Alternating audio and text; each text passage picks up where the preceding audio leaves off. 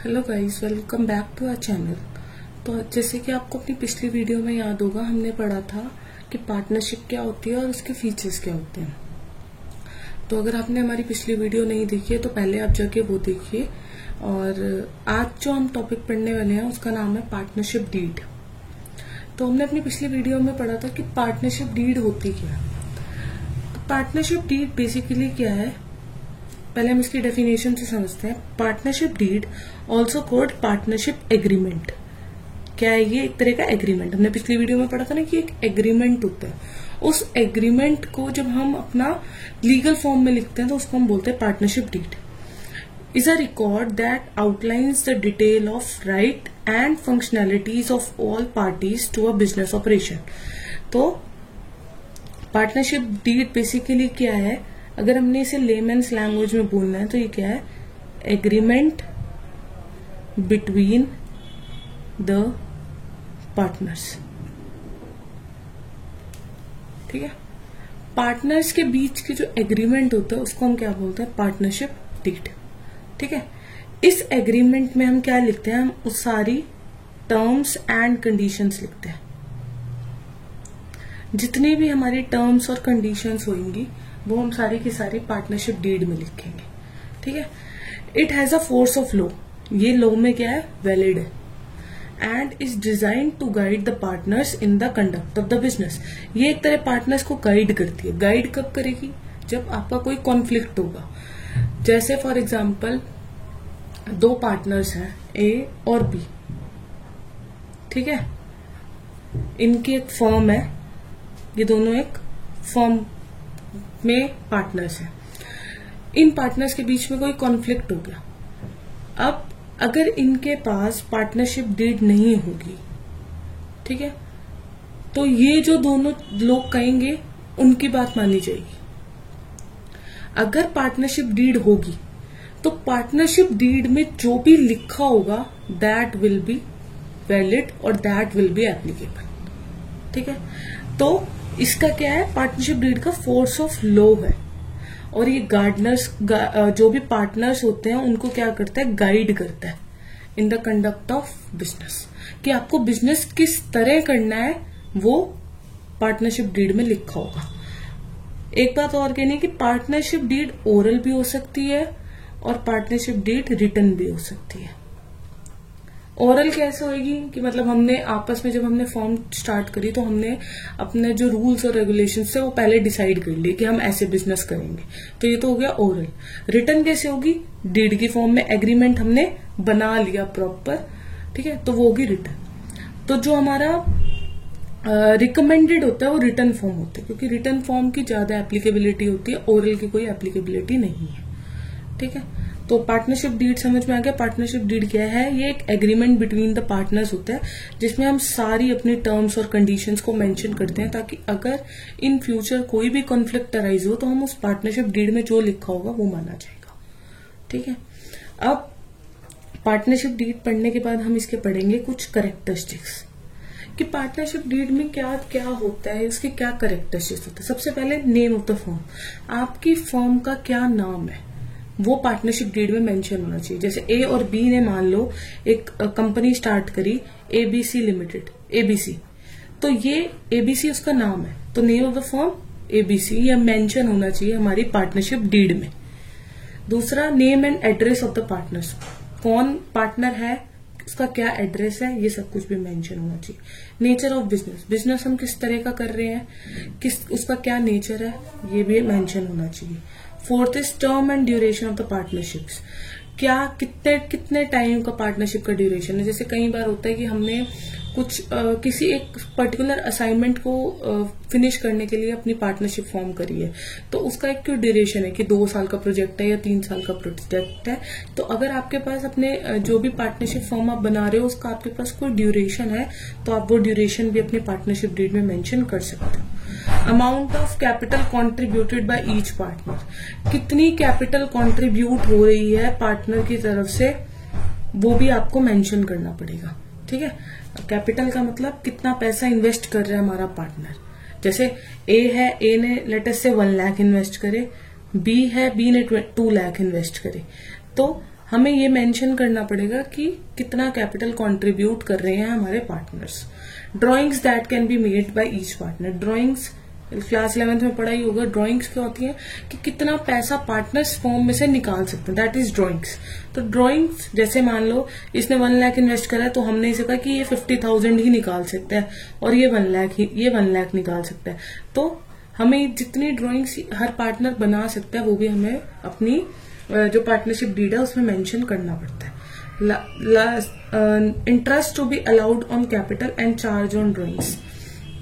अब 2 टॉपिक हैं, interest on capital और इंटरेस्ट ऑन ड्राइंग्स।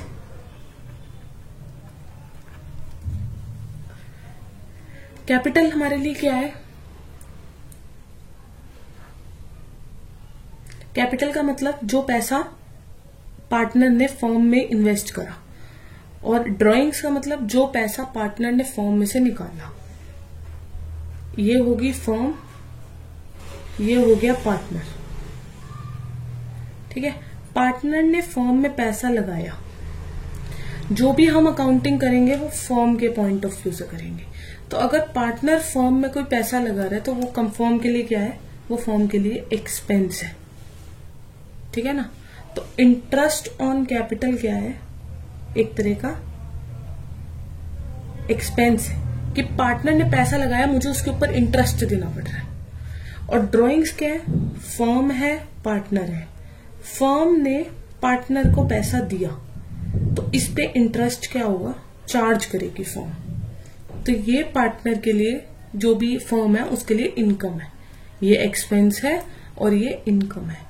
तो उसके ऊपर कितना इंटरेस्ट हम चार्ज करेंगे ये भी हमें पार्टनरशिप डीड में मेंशन करना पड़ेगा। कितना हम कैपिटल के लिए चार्ज करेंगे और कितना हम ड्राइंग्स के लिए चार्ज करेंगे। ठीक है। नेक्स्ट पॉइंट जो है वो है राइट ऑफ पार्टनर्स। पार्टनर्स के क्या क्या राइट्स होंगे ये भी हमें मेंशन करना पड़ेगा। ड्यूटीज ऑफ पार्टनर्स, क्या क्या ड्यूटीज पार्टनर्स परफॉर्म करेंगे ये भी हम पार्टनरशिप डीड में मेंशन करेंगे। रेम्युनरेशन ऑफ पार्टनर की, अगर किसी पार्टनर को कोई रेम्युनरेशन मिल रही है, कोई सैलरी मिल रही है, तो ये भी हम फर्दर डिस्प्यूट हटाने के लिए सब कुछ हम मेंशन करेंगे। Method used for calculating goodwill. Profit and loss sharing ratio, partners के बीच में कैसे हम प्रॉफिट और लॉस शेयर करेंगे ये भी हम अपनी पार्टनरशिप डीड में मेंशन करेंगे। उसके बाद है ये पार्टनरशिप डीड कंटेंट्स। ये भी बेसिकली वही है कि कौन कौन सी चीजें हम पार्टनरशिप डीड में लिखेंगे। Firm name accepted by all the partners should be mention. जो भी फर्म का नाम हर पार्टनर ने एक्सेप्ट करा है वो पार्टनरशिप डीड में मेंशन होना चाहिए। नेचर ऑफ बिजनेस, जैसे हमने पढ़ा कि क्या बिजनेस का नेचर है। ओरिजिन डेट ऑफ बिजनेस, किस दिन हमारा बिजनेस स्टार्ट हो रहा है वो हमें मेंशन करना है। Headquarters and branch addresses, headquarters कहाँ पे हमारे मेन ऑफिस है, हमारे जो भी पार्टनरशिप फर्म है उसका कौन सा मेन ऑफिस है वो भी मेंशन करेंगे, और कहाँ कहाँ उसकी ब्रांचेज है वो भी हमें मेंशन करने का। ड्यूरेशन ऑफ पार्टनरशिप, जैसे मैंने कहा कि अगर हमने किसी पर्टिकुलर किसी मोटिव को फुलफिल करने के लिए पार्टनरशिप करी है, जैसे कुछ बनाना है किसी पर्टिकुलर प्रोजेक्ट के लिए, तो अगर उसके पास हमारी ड्यूरेशन है तो हमें उसको भी मेंशन करना पड़ेगा। Partners contribution to capital, capital में पार्टनर्स का कितना कंट्रीब्यूशन है, कैसे हम प्रॉफिट शेयर करेंगे, क्या अगर सैलरी हम किसी को दे रहे हैं तो वो सब चीजें भी हमें मेंशन करनी है। Terms and conditions for the retirement और एक्सपल्शन, क्या क्या टर्म्स और कंडीशंस फुलफिल करनी है इन केस ऑफ रिटायरमेंट और एक्सपल्शन ऑफ अ पार्टनर, वो सब चीजें हमें पार्टनरशिप डीड में मेंशन करनी है। Procedure for dissolution of the firm, अगर हम इन केस फ्यूचर में फर्म डिसॉल्व कर रहे हैं तो उसका क्या प्रोसीजर होगा, ये सब कुछ हमें पार्टनरशिप डीड में मेंशन करना होगा। तो आई होप आपको ये समझ में आ गया होगा। जो हमारा नेक्स्ट टॉपिक है वो है importance of partnership deed. Importance of partnership deed में हम क्या पढ़ेंगे कि अगर पार्टनरशिप डीड होती है तो उसके क्या क्या फायदे होते हैं। सबसे पहला फायदा, avoid dispute between the partner, कि अगर रिटर्न में हमारे पास सारा कुछ लिखा होगा कि कैसे सारा काम होना है तो इसकी वजह से हमारी जितने भी डिस्प्यूट्स हैं वो नहीं होंगे। Avoid confusion on profit and loss distribution, कि हमने प्रॉफिट एंड लॉस डिस्ट्रीब्यूशन कैसे करना है ये हमने पार्टनरशिप डीड में मेंशन कर दिया, तो उसकी वजह से कंफ्यूजन नहीं होगा। Clarity on partners duties and responsibility, कि किस पार्टनर की क्या ड्यूटी है, क्या रिस्पॉन्सिबिलिटी है, अगर ये पहले से ही मेंशन होगा तो क्लैरिटी रहेगी। Partnership deed also defines a remuneration और सैलरी एंड वर्किंग पार्टनर्स, कि अगर पार्टनरशिप डीड में रेम्युनरेशन वगैरह पहले ही प्री डिसाइडेड होगा, तो उससे हमारा पता रहेगा कि किस पार्टनर को कितनी रेम्युनरेशन, कितनी सैलरी हमें प्रोवाइड करनी है। Controls and monitors the rights, responsibility and liability, किसका कितनी राइट्स है, किसके पास कितनी रिस्पॉन्सिबिलिटी है, किसके ऊपर कितनी लायबिलिटी है, ये सब कुछ अगर हमारे पास पहले से डिफाइन होगा तो हम उसको इजिली मॉनिटर कर सकते हैं।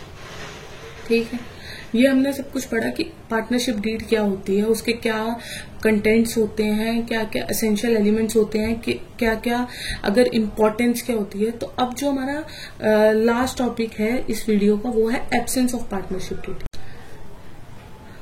एब्सेंस ऑफ पार्टनरशिप डीड, इसमें हम क्या पढ़ेंगे? एब्सेंस ऑफ पार्टनरशिप डीड में हम पढ़ेंगे कि अगर इन केस जो फर्म है उनके पास पार्टनरशिप डीड नहीं है, हमारे पास एक रिटर्न एग्रीमेंट नहीं है, तो उस केस में क्या क्या प्रोविजंस हमें फॉलो करने पड़ेंगे। तो कुछ प्रोविजंस ये हैं according to the partnership act 1932 in case of absence of partnership deed. अगर आपके पास पार्टनरशिप डीड नहीं है तो आप क्या क्या प्रोविजंस फॉलो करोगे। तो ये 5 प्रोविजंस के बारे में बताया। सबसे पहला प्रोविजन है प्रॉफिट एंड लॉस, कि अगर आप के पास पार्टनरशिप डीड नहीं है तो जो भी प्रॉफिट और लॉस आपकी फर्म को होगा आप इक्वली डिवाइड करोगे अमंग द पार्टनर्स, ठीक है। सबसे पहला क्या है, प्रॉफिट एंड लॉस को हमें क्या करना है, equally divide. Next is interest on capital. Interest on capital के बारे में हमने पढ़ा कि जो भी कैपिटल एक पार्टनर कंट्रीब्यूट कर रहा है फर्म को उसके ऊपर इंटरेस्ट देना पड़ता है, क्योंकि वो पैसा लगा रहा है तो उसको वो एक इंटरेस्ट डिमांड करता है। तो उस केस में हमें कोई इंटरेस्ट अलाउड नहीं होगा अगर हम एब्सेंस ऑफ पार्टनरशिप डीड के वाला केस फॉलो कर रहे हैं। अगर पार्टनरशिप डीड फॉलो कर रहे हैं तो उसमें तो हमने लिखा होगा कि अगर हमारे को इंटरेस्ट ऑन कैपिटल चाहिए या नहीं। अगर पार्टनरशिप डीड नहीं है तो उस केस में interest on capital is not allowed, ठीक है। इंटरेस्ट ऑन ड्रॉइंग्स, ड्रॉइंग्स क्या होती है अभी बताया था कि जब पार्टनर फर्म में से पैसा निकालता है, ठीक है, तो वो फर्म को कुछ इंटरेस्ट देता है, तो that is also not charge in case of absence of partnership deed according to the provisions of partnership act 1932। Next is interest on loan by partner, कि अगर पार्टनर ने आपकी फर्म को कोई लोन प्रोवाइड करा है तो उस केस में आप उससे मैक्सिमम 6% पर एनम ही चार्ज कर सकते हो, इससे ज्यादा चार्ज नहीं कर सकते। अगर आपने पार्टनरशिप डीड बनाई है तो वो उसमें तो मेंशन ही होगा कि कितना परसेंट इंटरेस्ट हमारे बीच में म्यूचुअली एग्रीड हुआ है, कि कुछ भी हो सकता है 10%, 12%। बट अगर पार्टनरशिप डीड नहीं है तो मैक्सिमम 6% पर एनम ही जो पार्टनर है वो इंटरेस्ट ऑन लोन चार्ज कर सकता है according to the partnership act 1932। Last is salary and commission to partner, कि अगर पार्टनरशिप डीड नहीं है तो कोई भी सैलरी और कमीशन चार्ज नहीं करेगा पार्टनर, ठीक है। अगर पार्टनरशिप डीड है तो उसमें तो मेंशन होगा कितनी सैलरी या कितनी कमीशन आपको उस पार्टनर को देनी है। बट अगर पार्टनरशिप डीड नहीं है तो कुछ भी नहीं है according to the provisions of Indian partnership act 1932। तो आई होप आपको ये आज की वीडियो समझ में आ गई होगी। तो आज की वीडियो में हमने बेसिकली पार्टनरशिप डीड के बारे में पढ़ा, पार्टनरशिप डीड क्या होती है, उसके एसेंशियल कैरेक्टरिस्टिक्स क्या होते हैं। उसके बाद हमने पढ़ा था कि इसकी कंटेंट्स क्या होते हैं, और लास्ट टॉपिक जो हमने पढ़ा वो हमने पढ़ा इंपॉर्टेंस और एब्सेंस ऑफ पार्टनरशिप डीड के बारे में। तो अगर आपको ये वीडियो पसंद आई हो तो please like and subscribe to our channel and please stay updated for our further videos. Bye.